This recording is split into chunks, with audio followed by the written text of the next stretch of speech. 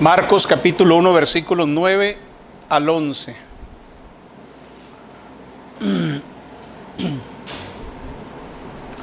Marcos capítulo 1, versículos 9 al 11 dice de la siguiente manera: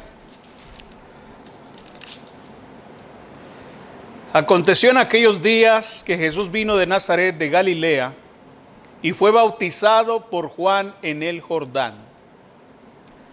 Y luego, cuando subía del agua, vio abrirse los cielos y al Espíritu como paloma que descendía sobre él.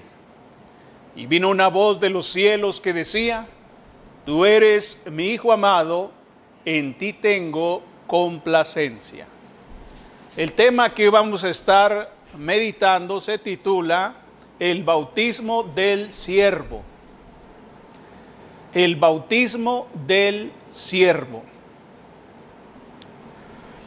En este pasaje bíblico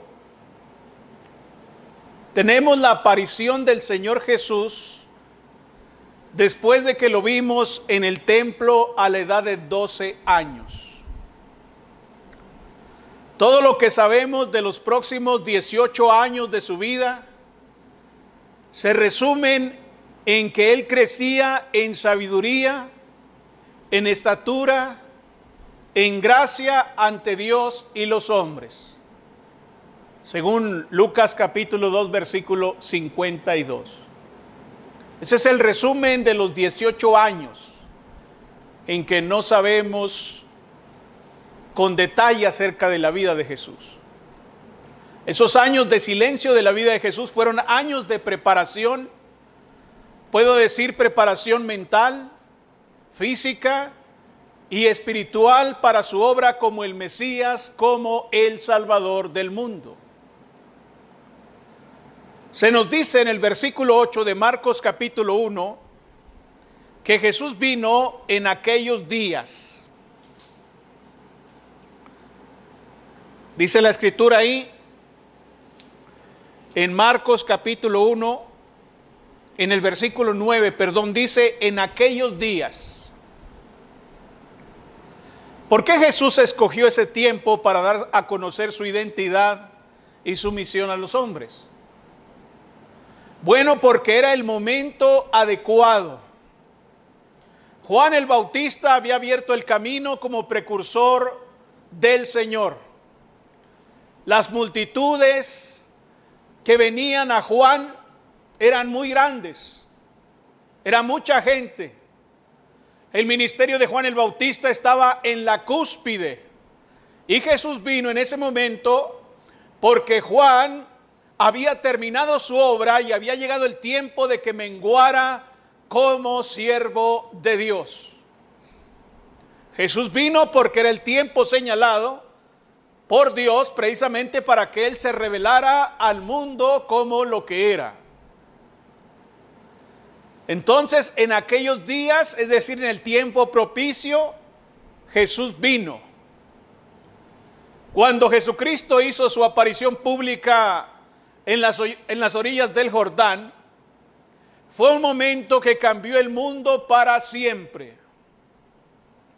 Desde que Adán pecó allá en el jardín del Edén, la humanidad había estado buscando un redentor que viniera y reconciliar a los hombres con Dios.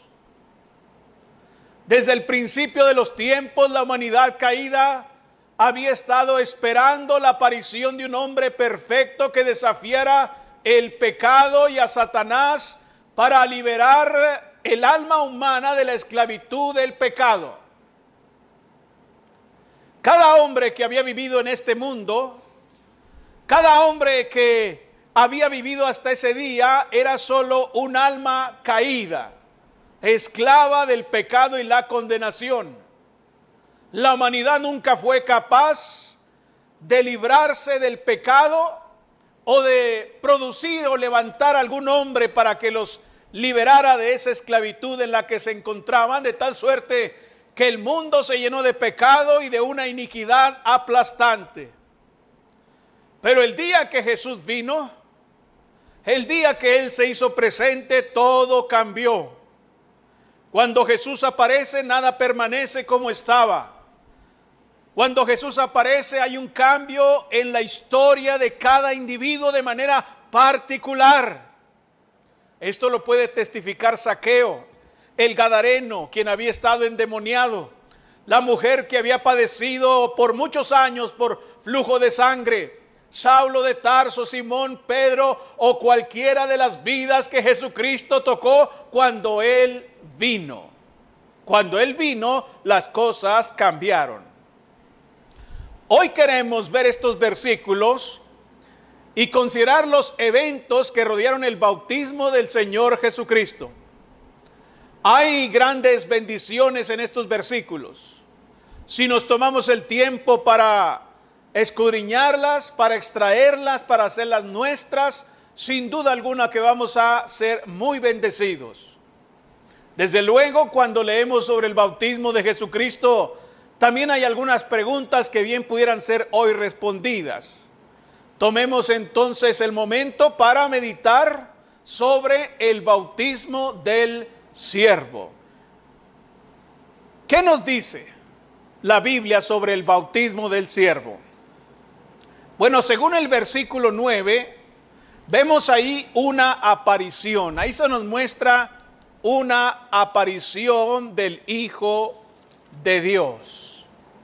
Dice Marcos capítulo 1 en el versículo 9.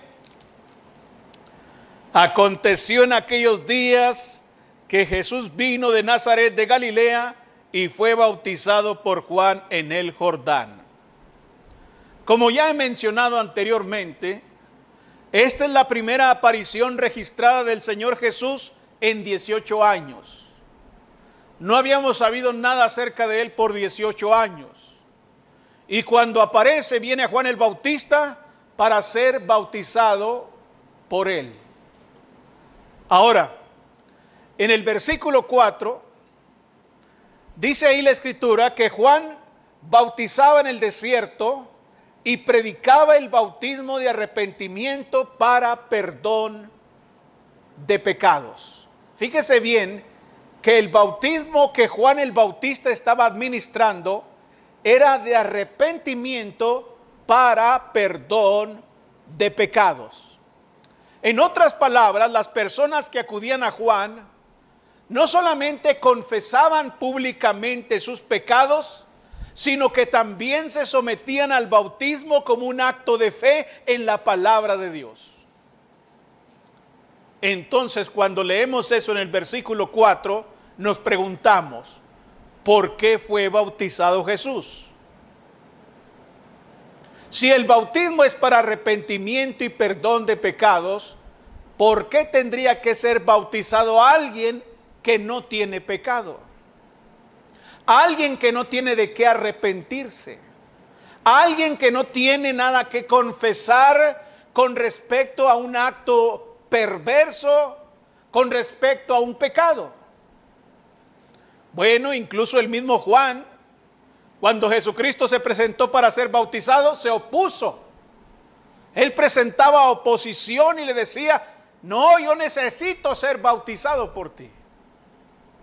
Hubo una oposición, como lo narra el Evangelio de Mateo, allá en el capítulo 3, versículos 13 al 15. Jesús y Juan eran primos. ¿Sí sabía usted eso? Ellos eran parientes, eran primos. Por lo que muy probablemente Juan conocía el tipo de vida que Jesús había tenido hasta este tiempo. Nadie mejor que nuestros parientes conoce la forma en que vivimos. Así que no es extraño suponer que Juan conocía cómo vivía Jesús, cómo era su estilo de vida. Y entonces Juan sabía que si alguien había vivido conforme a la voluntad de Dios sobre la tierra, ese era precisamente Jesucristo. Quizás Juan en su juventud cometió algunas fallas. Por eso cuando Jesús viene para ser bautizado, Juan le dice, no, yo necesito ser bautizado por ti. Si hay alguien aquí que necesita arrepentirse Si hay alguien aquí que necesita el perdón de sus pecados, en todo caso soy yo, no tú. Porque Juan conocía que Jesús era un hombre santo, que Jesús era un hombre recto, justo. Sin embargo, Jesucristo le dijo, deja, porque así conviene que cumplamos toda justicia, como dice Mateo 3:15. Jesucristo le dijo, me tienes que bautizar para que se cumpla la justicia de Dios. Jesús quiso ser bautizado no porque necesitase el perdón de pecados, sino para cumplir con la ordenanza divina. Nadie entonces podría decir que Jesús, un hombre santo, se opuso a la palabra de Dios. No, él iba a obedecer a Dios en todo. Él era santo y se agradaba en hacer la palabra de Dios, se agradaba en cumplir con los mandamientos de Dios, y Jesús mostró precisamente la sumisión al Padre Celestial. Si Él ha dicho a través de Juan que los hombres sean bautizados, entonces que nadie diga que yo me opuse a la ordenanza de Dios. Desde luego Jesús no vino a Juan para confesar pecados y ser bautizado y así perdonado. Jesús no tenía ningún pecado, pero Él quiso cumplir con la ordenanza de Dios. Entonces la pregunta es, si Él no tenía pecado para confesar, ni tampoco había nada que perdonarle, ¿para qué se bautizó? Jesús se bautizó para hacer una aparición. Para hacer una aparición, para exhibir algo acerca de sí mismo, para exhibir algo acerca de su misión en este mundo. En el bautismo de Jesús apareció en primera instancia una declaración. Hubo una declaración. Cuando Jesús se presentó para el bautismo, estaba haciendo una declaración pública de algunos hechos importantes que debemos saber acerca de la persona de Jesús. En primer lugar, Jesús fue bautizado para identificarse con el ministerio de Juan el Bautista. Miren nuevamente lo que Juan ha estado predicando en los versículos 7 y 8 de Marcos capítulo 1. Y predicaba diciendo, Juan, viene tras mí, fíjese lo que él está diciendo, el que es más poderoso que yo, a quien no soy digno de desatar encorvado la correa de su calzado.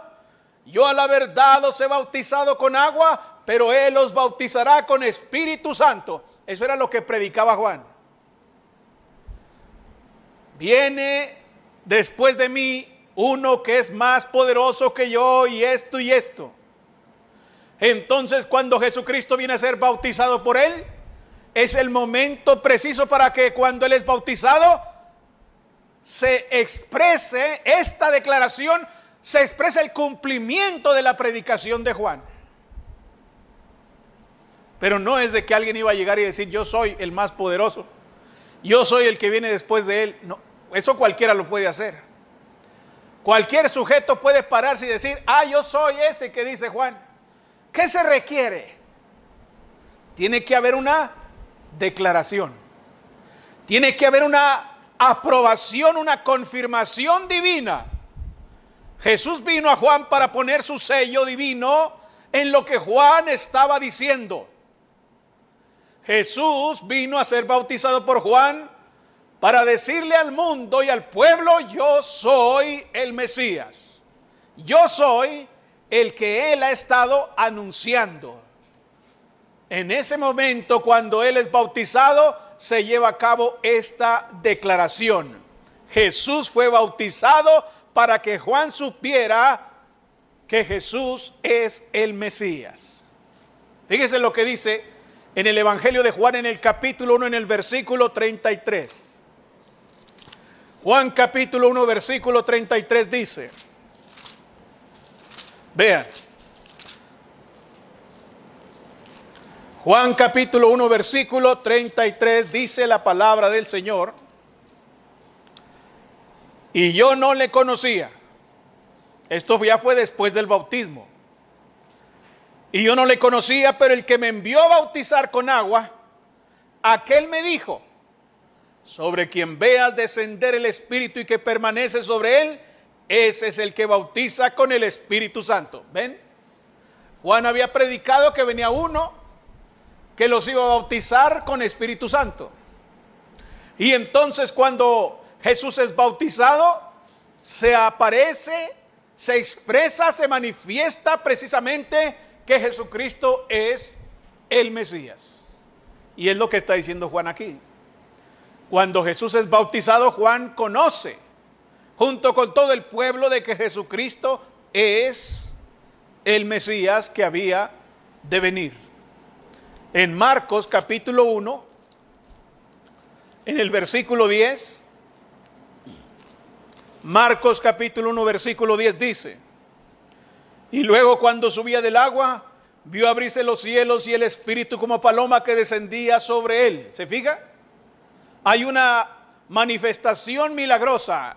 El Espíritu Santo desciende como paloma sobre Jesucristo cuando él es bautizado. ¿Qué significa esto? Cuando Jesús es bautizado, no solamente hay una declaración de que él es el Mesías, sino también hay una dedicación. Hay una dedicación. En su bautismo Jesús estaba aceptando voluntaria y públicamente la misión que su Padre le había encomendado. Él había venido a este mundo con el único propósito de llevar a cabo el plan de Dios para redimir al hombre de sus pecados. Jesús vino a ofrecer el reino y a ofrecer su vida en la cruz como rescate para el perdón de los pecados. Así que cuando él es bautizado y el Espíritu Santo desciende sobre su vida, hay una dedicación. Usted recuerda que en el Antiguo Testamento, antes de que alguien fuese puesto como sacerdote o antes de que alguien fuese puesto como rey, primero tenía que ser ungido. Cuando el rey David, por ejemplo, es escogido por Dios para ser rey de Israel, viene el profeta Samuel y lo unge. Y así, los sacerdotes y los reyes. Y ahora Jesucristo, que va a ser dedicado como sacerdote, rey y también como salvador, es ungido, pero no con aceite, sino con el mismo Espíritu Santo que desciende del cielo. Él vino a buscar y a salvar lo que se había perdido, y para eso tiene que ser dedicado. Cuando él es bautizado, entonces, no solamente se hace una declaración de que él es el Mesías prometido, sino que también se lleva a cabo una dedicación. Jesús apareció para mostrarse al mundo como el Mesías. Jesús apareció en el bautismo para dedicarse a la misión que Dios le había encomendado, y Jesús apareció en el bautismo para hacer una demostración. El bautismo de Jesús sirvió para permitirle identificarse con las mismas personas a las que vino a salvar. Cada una de esas personas que acudieron a Juan para el bautismo estaban buscando una vida nueva. La gente que venía a ser bautizada ya estaba cansada y harta de estar esclavos en el pecado. Estaban buscando el perdón de sus pecados y una relación íntima con Dios. Una relación real, no basada en rituales fríos que se hacían en el templo judío, sino que buscaban una relación íntima con Dios. Jesucristo vino a dar esas cosas a los perdidos.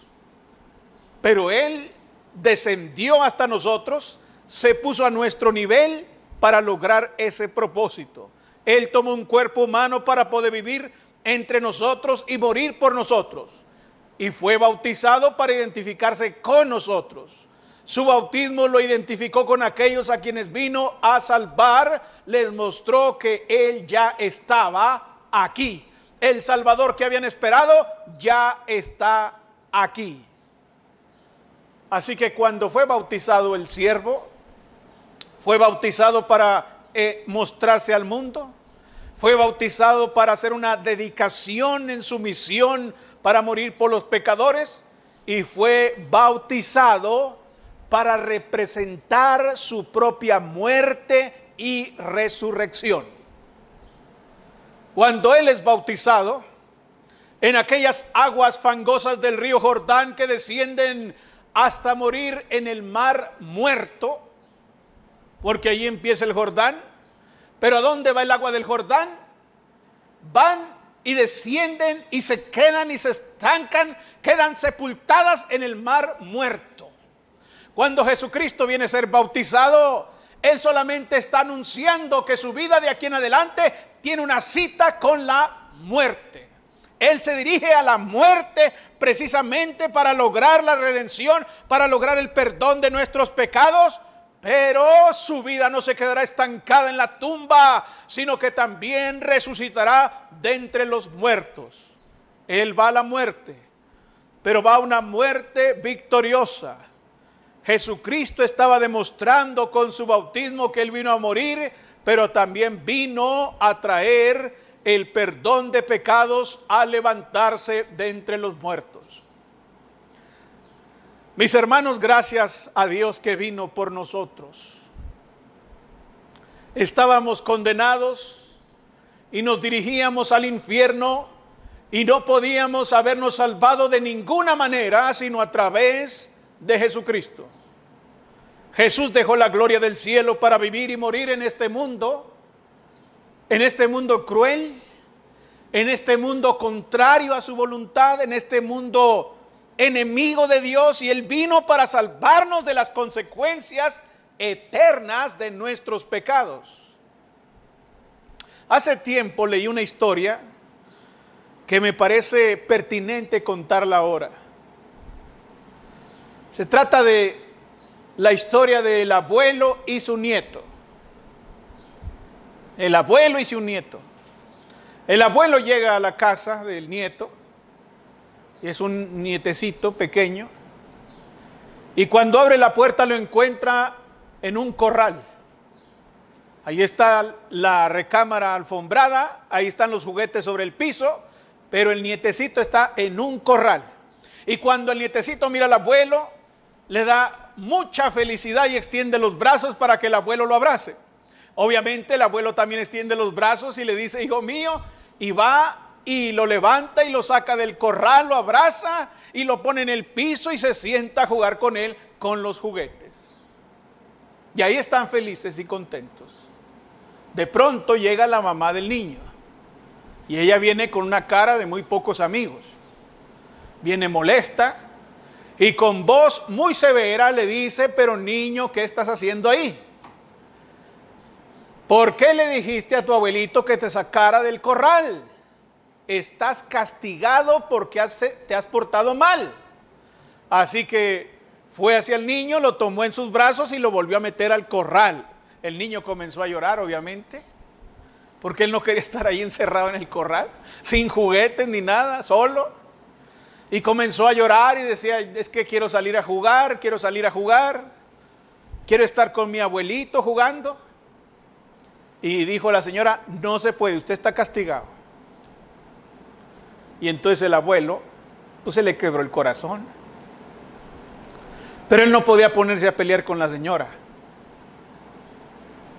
Así que se le ocurrió lo único que podría haber hecho y se metió al corral. Y le dice la señora: papá, ¿pero qué está haciendo? Dice: pues estoy haciendo lo único que puedo hacer. Y se metió al corral para que el niño no estuviera solo y para jugar con él. El abuelo cumplió con los requerimientos de la madre del niño, porque el niño tenía que estar en ese corral.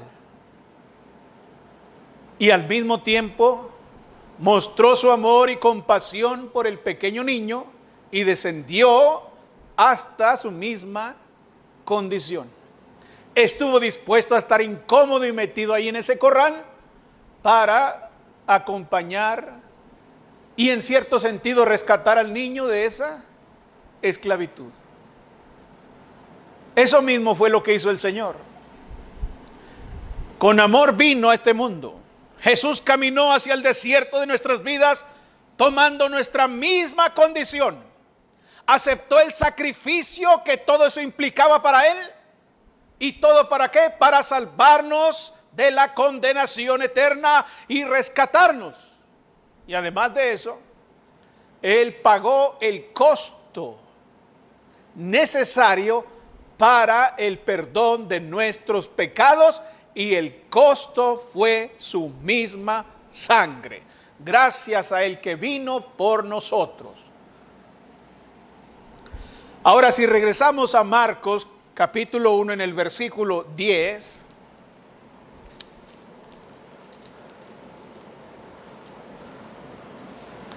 dice ahí la escritura, Marcos capítulo 1 en el versículo 10.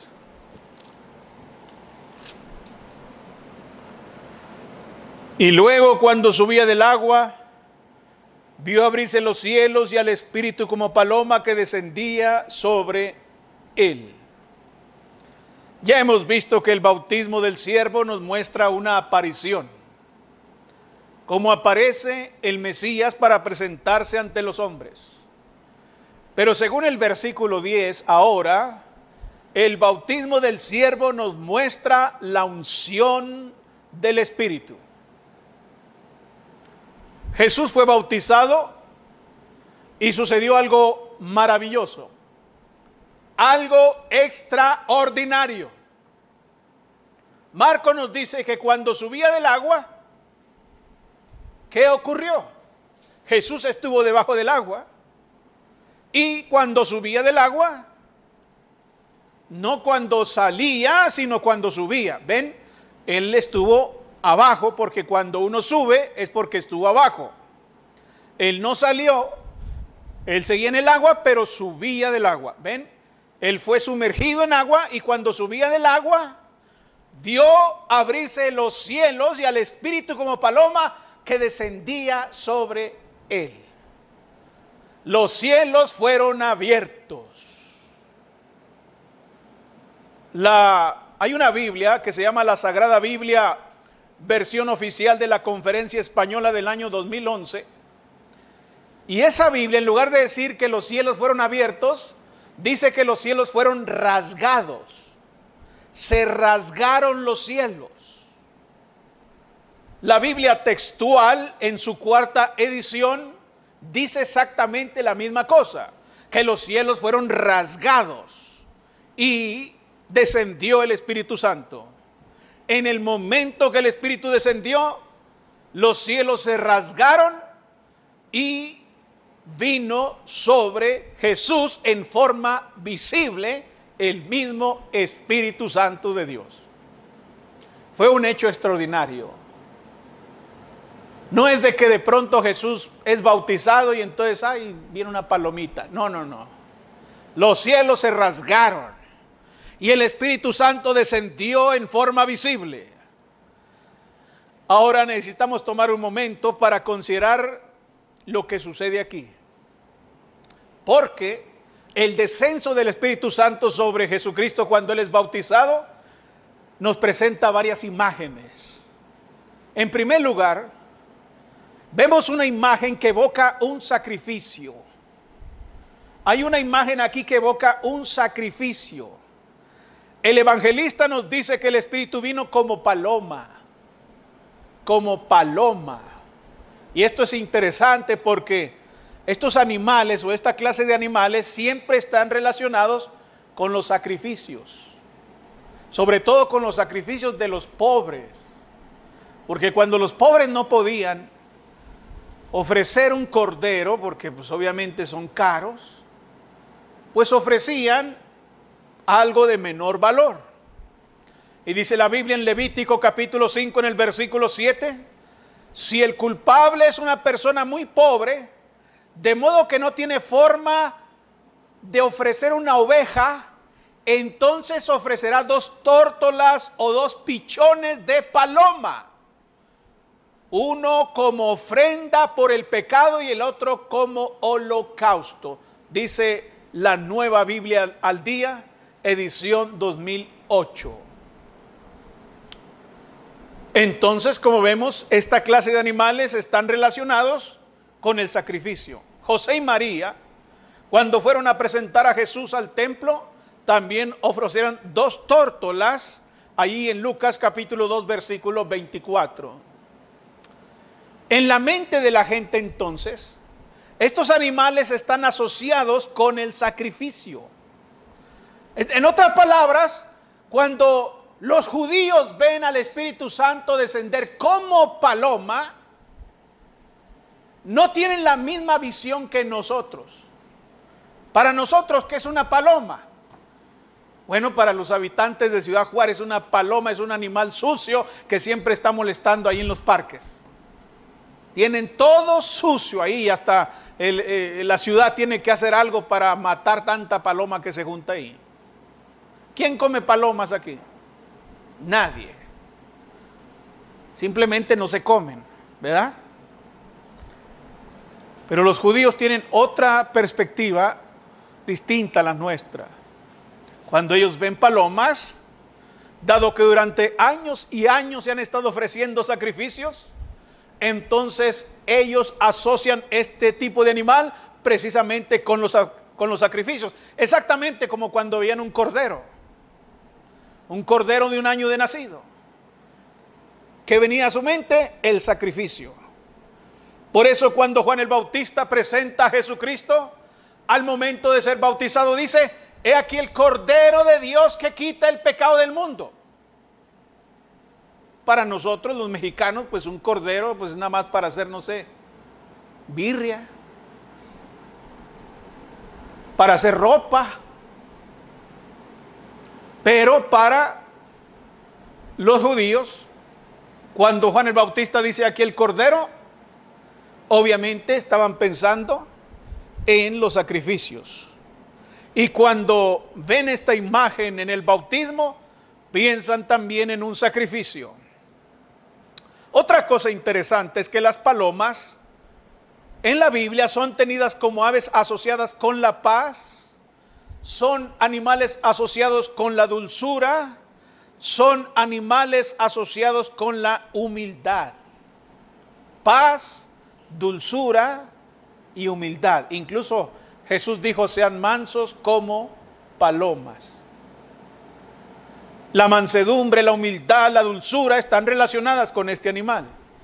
Y lo interesante es que todos esos fueron atributos que marcaron el ministerio terrenal de Jesucristo. Él era manso y humilde, precisamente como esas palomas. No debe olvidar usted que Jesucristo es Dios en carne humana. Es Dios en carne humana. Él pudo haber entrado a este mundo como un hombre de guerra, de poder y de juicio. Él pudo haber entrado y con toda justicia destruir a toda la humanidad pecadora y perversa. Sin embargo, cuando vino como el príncipe de paz, como dice Isaías capítulo 9 en el versículo 6. Podría haber venido a destruir, pero vino a traer paz. Con mansedumbre vino a llamar a los pecadores para sanarlos. Él absorbió el fuego de la ira de Dios en sí mismo en la cruz del Calvario para nuestra redención. Así que cuando el Espíritu de Dios ungió a Jesús, lo ungió para una vida de sacrificio en beneficio de todos los pecadores. Ahora, no solamente vemos un sacrificio cuando el Espíritu Santo desciende sobre el siervo bautizado. Vemos una preparación para el servicio. ¿Quién es Jesús? Jesús es Dios en la carne. Y a pesar de eso, Él fue ungido con el Espíritu Santo. No fue ungido porque necesitase poder, puesto que Él es todopoderoso. No fue ungido por haber perdido sus atributos divinos, como algunos hermanos piensan equivocadamente. que cuando Jesús vino a la tierra, se despojó de sus atributos divinos. Esto es un error. ¿Cómo va Él a despojarse de sus atributos divinos? Mire, si Él se despoja de sus atributos divinos, entonces ya no es Dios. Todo lo que hace que Dios sea lo que es, son sus atributos. Todo lo que hace que nosotros seamos lo que somos, son nuestros atributos. Somos humanos. Somos la humanidad. Esa es nuestra esencia. Y la esencia del que se hizo carne es precisamente divina. Por lo que si Él se despojase de sus atributos divinos, entonces deja de ser Dios por 33 años. Eso es una herejía. Él no se despojó de sus atributos divinos. Él seguía siendo todopoderoso, omnisciente y omnipotente. Ustedes lo pueden ver multiplicando alimento allá en la montaña. Ustedes lo pueden ver caminando sobre el mar. Ustedes lo pueden ver resucitando muertos y sanando leprosos. ¿Quién puede hacer eso sino solamente Dios?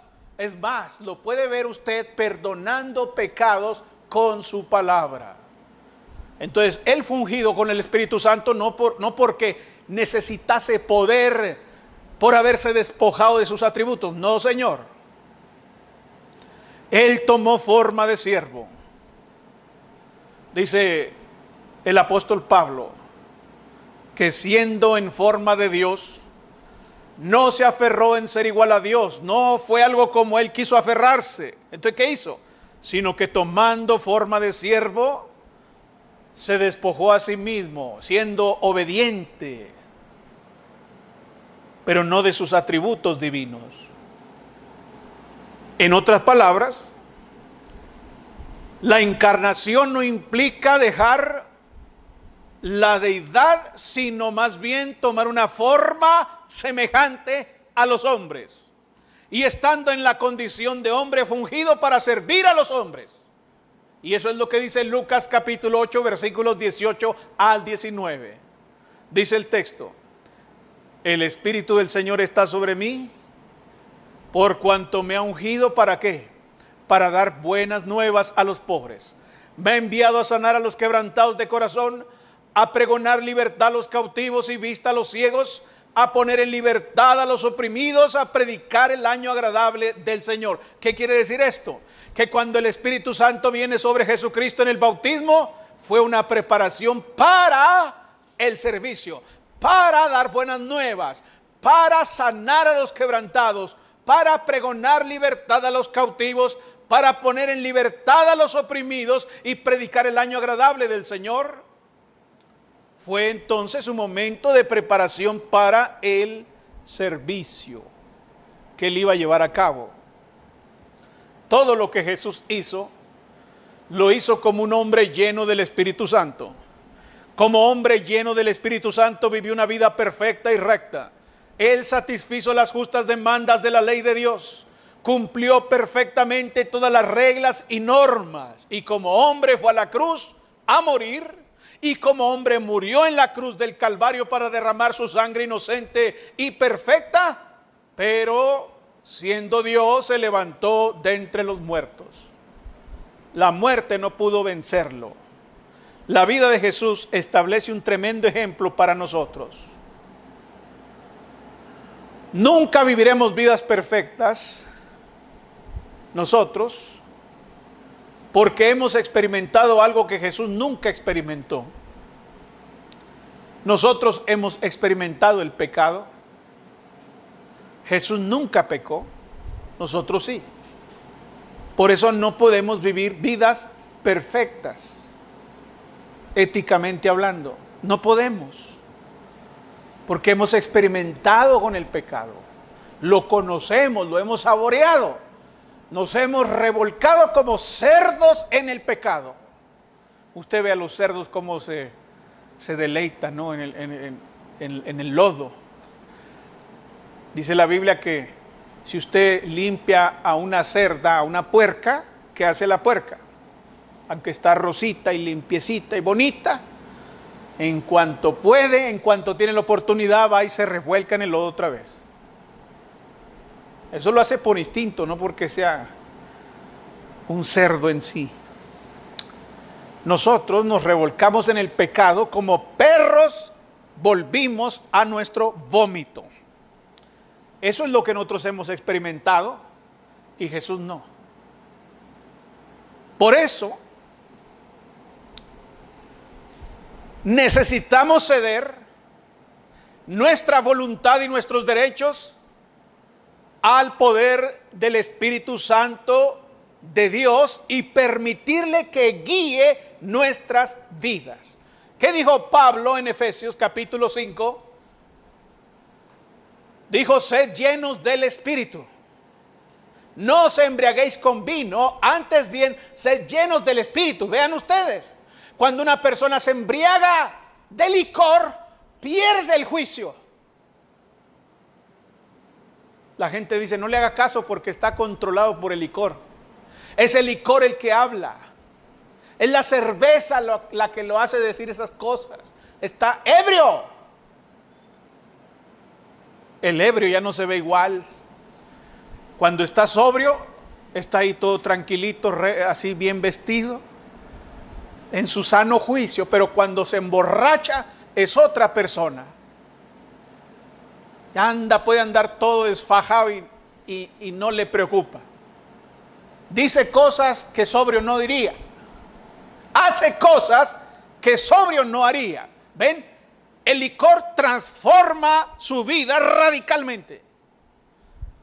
Hay mujeres que ya borrachas se portan peor que animales. Se suben a las mesas a bailar y a dar espectáculos ridículos. ¿Por qué? ¿Por qué se conducen así? ¿Qué le pasa a esa mujer? Está borracha, está ebria. Pero dice el apóstol Pablo: no os embriaguéis con vino, antes bien sed llenos del Espíritu. Lo que tiene que llenar nuestras mentes, nuestro corazón y nuestras vidas es el Espíritu Santo de Dios. ¿Para qué? Para que así como el alcohol controla a los ebrios, el Espíritu Santo nos controle a nosotros. Nosotros sin el Espíritu Santo haríamos ciertas cosas que con el Espíritu Santo no haríamos. Cuando estamos en la carne, solamente en la carne, pecamos, mentimos, engañamos, destruimos.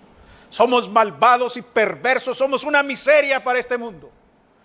Somos hipócritas, desleales, viles y asquerosos. Pero cuando el Espíritu Santo de Dios nos controla, entonces no podemos ser miserables, asquerosos. No podemos vivir y practicar el pecado siendo que el Espíritu Santo controla nuestras mentes.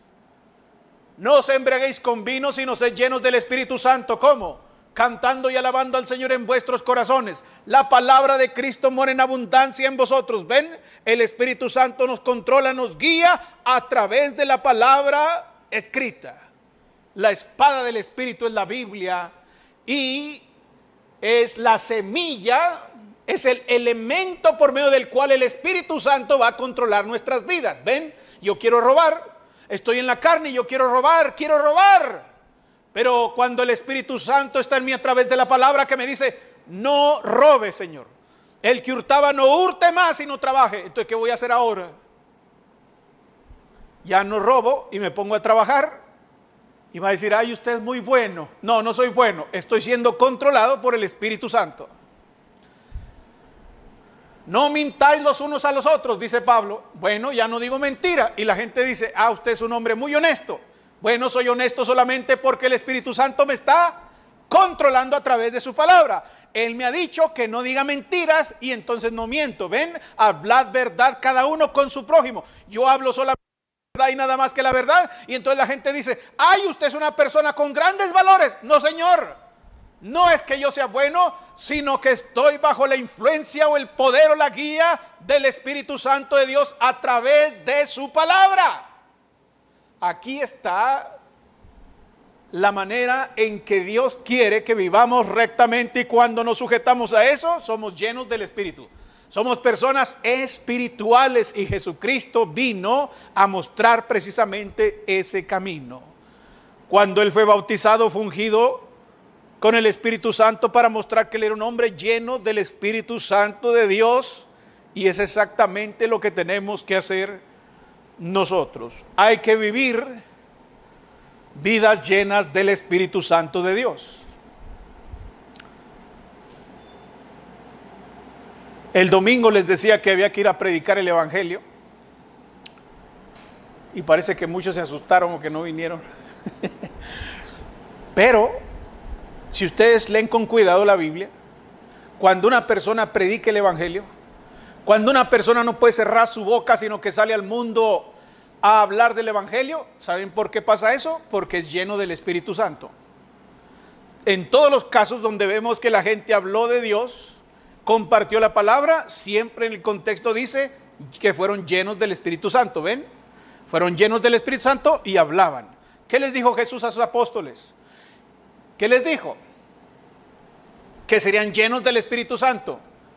Y luego, que iban a comenzar a brincar y a saltar y a correr como locos irracionales. No, les dijo que iban a ser llenos del Espíritu Santo y me seréis testigos en Jerusalén, en Judea, en Samaria y hasta lo último de la tierra. ¿Ven?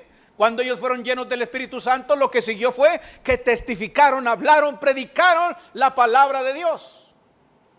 Y así lo vemos en todos los casos. Llenos del Espíritu Santo, predican. Llenos del Espíritu Santo, testifican. Llenos del Espíritu Santo, hablan. Llenos del Espíritu Santo, no se callan. Por eso necesitamos seguir este ejemplo. Jesucristo fue ungido con el Espíritu Santo y nosotros debemos dejarnos controlar por el Espíritu Santo de Dios. Ahora, otra cosa interesante, cuando el siervo es bautizado, es que vemos la perfección y la confiabilidad de las Escrituras. Cuando Jesús es bautizado y el Espíritu Santo desciende del cielo, vemos la perfección y la confiabilidad de las Escrituras. ¿Por qué? Porque ese evento fue anunciado muchísimos, pero muchísimos años antes de que ocurriera. Mire, nada más para que se dé una idea. El profeta Malaquías, que es el último libro del Antiguo Testamento, profetiza 400 años antes de que usted pueda leer la historia de Mateo. Ahora fíjese esto. Quien habló de la unción del Mesías fue el profeta Isaías. Estamos hablando de tiempos muy remotos. Y dice la Biblia en Isaías capítulo 11. Isaías capítulo 11. Dice la palabra de Dios. Isaías es un profeta que habló mucho de Jesús. Si usted quiere conocer si la Biblia es confiable y perfecta, estudie Isaías, sobre todo las profecías acerca de Jesús. Aquí dice en Isaías capítulo 11, versículos 1 al 5, saldrá una vara del tronco de Isaí y un vástago retoñará de sus raíces. Algunas Biblias traen ahí en un ladito la referencia del Nuevo Testamento donde se cumple lo que el profeta ha dicho. Algunas Biblias traen esa ayuda. Y reposará sobre él ¿quién? Reposará sobre él el Espíritu de Jehová, Espíritu de sabiduría y de inteligencia, Espíritu de consejo y de poder, Espíritu de conocimiento y de temor de Jehová. Y le hará entender diligente en el temor de Jehová. No juzgará según la vista de sus ojos, ni arguirá por lo que oigan sus oídos, sino que juzgará con justicia a los pobres y arguirá con equidad por los mansos de la tierra. Y herirá la tierra con la vara de su boca y con el espíritu de sus labios matará al impío. Y será la justicia cinto de sus lomos y la fidelidad ceñidor de su cintura. ¿Qué está diciendo el profeta? Él nada más está hablando en términos poéticos lo que viene precisamente cuando el Espíritu Santo desciende sobre el Mesías y entonces inicia su ministerio. ¿Qué significa eso? Los judíos, por mucho tiempo, conociendo estas escrituras y muchas otras, siempre estaban buscando al Mesías. Siempre se les enseñaba en las sinagogas, desde niños acerca de la venida del Mesías y que sería ungido con el Espíritu Santo. Mire, por ejemplo, hay un libro apócrifo que se llama Testamento de los 12 Patriarcas. Ese libro es parte de la Biblia Armenia Ortodoxa. O sea, aquí no está con nosotros, aquí usted lo va a buscar aquí, no existe. Pero en esa Biblia Armenia está ese libro que se llama el Testamento de los 12 Patriarcas. Es un libro apócrifo. Se supone que ese libro fue escrito por los 12 hijos de Jacob. Antes de morir, dejaron su testamento. Y me llama la atención que en el testimonio de Leví, hablando del advenimiento de un nuevo sacerdote a Israel, dice: los cielos se abrirán y desde el templo de la gloria vendrá a él la santificación con la voz del Padre, como de Abraham, el padre de Isaac. Y la gloria del Altísimo se pronunciará sobre él, y el espíritu de entendimiento y de santificación reposará sobre él en el agua. Esto lo dice el capítulo 3, versículo 18. ¿Qué refleja esto? Que Leví fue inspirado y escribió ese testimonio. No. Simplemente es el producto de la enseñanza de Isaías capítulo 11 y de otras escrituras. Pero esto muestra cuán interesados estaban los judíos precisamente en el cumplimiento de esa profecía y cómo lo conocían con muchos detalles. El cielo se abrirá, vendrá el Espíritu Santo a reposar sobre él y la voz del Padre se oirá desde los cielos. Y cuando Jesucristo fue bautizado, exactamente ocurrió como los profetas habían dicho. Así que cuando los judíos ven a Jesucristo que sube del agua y entonces el Espíritu Santo desciende del cielo y escuchan la voz del Padre desde la gloria, entienden perfectamente de quién se trata. El Mesías ha llegado. El Mesías está aquí. Y eso es lo que dice Marcos 1:11. Marcos capítulo 1, versículo 11, vean, para que no quede la historia mocha. Dice Marcos capítulo 1, versículo 11. Y vino una gran voz de los cielos que decía: tú eres mi Hijo amado, en ti tengo complacencia. El Espíritu Santo descendió del cielo y se oyó la voz del Padre. ¿Qué dijo el Padre Celestial? Tú eres mi Hijo amado. Esto fue una aprobación pública desde el cielo. Todos escucharon. Todos oyeron la voz del Padre aprobando a Jesús. Él estaba aprobando el ministerio y la obra de Jesucristo. En la Biblia hay pocas veces en que el Padre Celestial habló desde los cielos para ser escuchado por los hombres. Aquí en el bautismo de Jesús vemos que Él habló y le dijo: tú eres mi Hijo amado, en quien tengo complacencia. En la transfiguración, ahí en Mateo 17:5, también se oyó la voz del cielo que dijo: este es mi Hijo amado, en quien tengo complacencia, a Él oíd.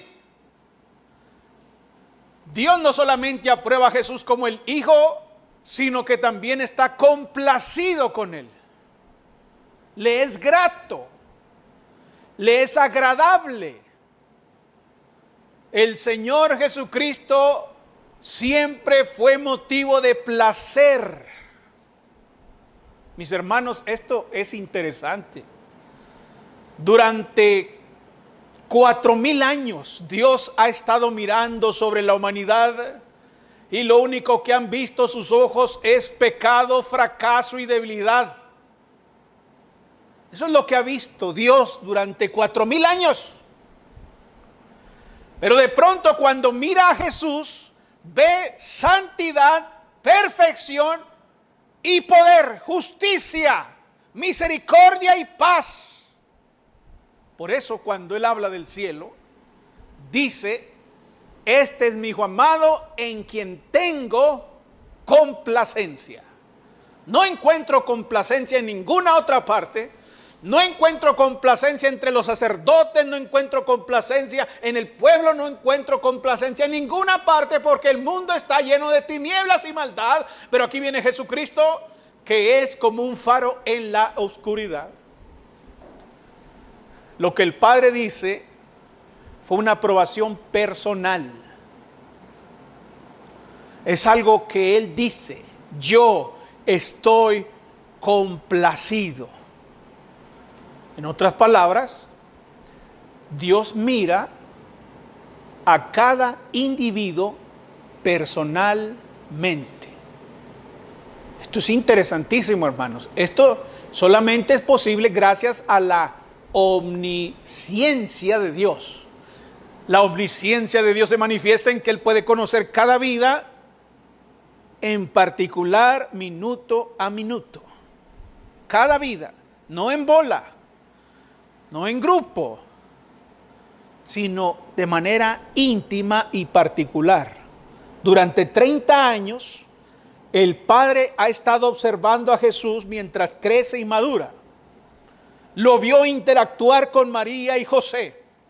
Lo observó mientras interactuaba con sus medios hermanos, con sus medias hermanas. Lo miró en casa, lo miró en la sinagoga, lo miró en el campo. El Padre había observado a Jesús todos los días de su vida. Lo observó en el lugar secreto mientras oraba. Escuchó cada conversación, escuchó cada palabra, conoció cada pensamiento, escuchó cada declaración y cada intención fue conocida por Él. Y después de 30 años de observación, dice: Él es mi Hijo amado en quien tengo complacencia. ¿Qué dirá de nosotros? Porque nos observa exactamente igual. Pero esto, en lugar de darme temor, me da ánimo. Me motiva mucho saber esto. Me siento muy bien cuando el Padre Celestial me da un voto de confianza. Él lo hace de vez en cuando con cada uno de ustedes. Tal vez no se dan cuenta, pero Él lo hace de vez en cuando. Y me regocijo cada vez que viene y dice algo sobre mí, como: en ti tengo complacencia. Es una bendición saber que estamos agradando al Señor. Así que sepa esto: cuando usted esté haciendo la voluntad de Dios, eso no queda, eso no se lo lleva el viento. Eso no queda ahí en el olvido. Es una bendición saber que estamos agradando al Señor y saber que Él se da cuenta de eso. Aunque nadie se dé cuenta. Aunque a nadie le importe. Aunque a su alrededor la gente diga: ¿qué me importa tu fe? ¿Qué me importa tu cristianismo? ¿Qué me importan tus oraciones? ¿Qué me importa tu lectura de la Biblia? ¿Qué me importa lo que tú haces? Aunque nadie se fije y nadie se lo agradezca, sepa que el Dios del cielo dice: en ti tengo complacencia, precisamente porque estamos haciendo su voluntad. Y eso indica que la aprobación del Padre Celestial sobre Jesucristo es una aprobación profunda. Es una aprobación profunda y extensa, hermanos, extensa. ¿Por qué? Porque si nuestra vida está escondida con Cristo en Dios, como dice Pablo en Colosenses capítulo 3, versículo 3, eso significa que nuestra vida le pertenece. Por eso, si estamos en Cristo y permanecemos en Cristo, el Padre nos aprueba también a nosotros. En ti tengo complacencia. Eso es para usted, eso es para mí, si estamos en Cristo y permanecemos en Cristo. Muchas otras cosas sucedieron cuando el siervo fue bautizado por Juan en el Jordán. Lo más grande fue el comienzo de su ministerio, que terminaría con Jesús en la cruz muriendo por nosotros. Gracias a Dios por eso y porque Él cumplió fielmente con su misión. La pregunta es esta: si todo esto anuncia el bautismo del siervo, ¿ha confiado usted en Él como su Salvador? ¿O le es indiferente ese evento? Ese evento histórico es algo que sucedió para cambiar la historia de su vida. Él murió por usted y puede ser salvo si viene a Él en este día. ¿Está usted viviendo su vida bajo el control del Espíritu Santo de Dios, como Jesús? ¿O necesita pedirle a Dios que limpie su vasija para que Él pueda llenarla? Porque jamás seremos llenos del Espíritu Santo, jamás seremos guiados por su palabra si nuestra vasija está llena de otras cosas. Si está llena de rencor, de maldad, de pecado, jamás podrá ser llena de Dios, jamás. Así que usted puede decirle a Dios: Señor, vacía mi vasija, límpiame más y más de mi maldad, quita esta cosa de mi corazón, arrepiéntase usted, deje de hacer lo malo y quite la iniquidad de su corazón, y entonces, y solamente entonces, podrá ser lleno de las cosas que vienen de Dios. Puestos de pie, vamos a cantar un himno. Hay una iglesia preciosa que la Biblia describe así. Estimado oyente, ¿desea conocer más de la palabra de Dios? La Iglesia de Cristo en la Colonia Constituyentes le invita a sus actividades los domingos a las 10 de la mañana. Estamos ubicados en la calle Juan J. Méndez, número 7744 de la Colonia Constituyentes. En internet nos puede localizar en www.iglesiadecristoenjuarez.com. iglesiadecristoenjuarez.com. Estaremos esperando noticias suyas. Que el Señor le bendiga. Ven a la iglesia de Cristo, oh, ven donde seas feliz. Otro sitio nunca encontrarás, cual la iglesia de Cristo el Señor.